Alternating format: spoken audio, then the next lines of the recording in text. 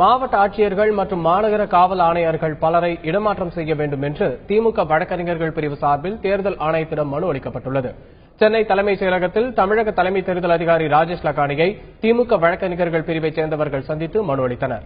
அதில் திண்டுக்கல், திருவண்ணாமலை, தூத்துக்குடி, திருச்சி ஆகிய மாவட்ட ஆட்சியாளர்கள் மற்றும் சென்னை, திருச்சி, மதுரை மாநகர காவல்துறை ஆணையர்களை பணியிட மாற்றம் செய்ய நடவடிக்கை எடுக்க வேண்டும் என்று கோரிக்கை விடுக்கப்பட்டுள்ளது.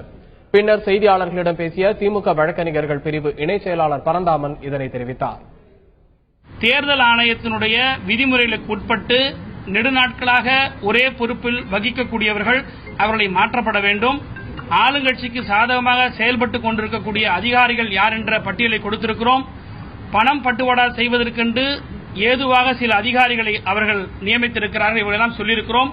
ஆக திராவிட முன்னேற்ற கழகம் பொறுத்தவரை தவறு செய்கிற அல்லது தவறு செய்பவர்களுக்கு துணை போகிற அதிகாரிகளுடைய பட்டியலை கொடுத்திருக்கிறோம். இந்த பட்டியல் படி நீங்கள் மாற்றப்பட வேண்டும் என்று கேட்டிருக்கிறோம்.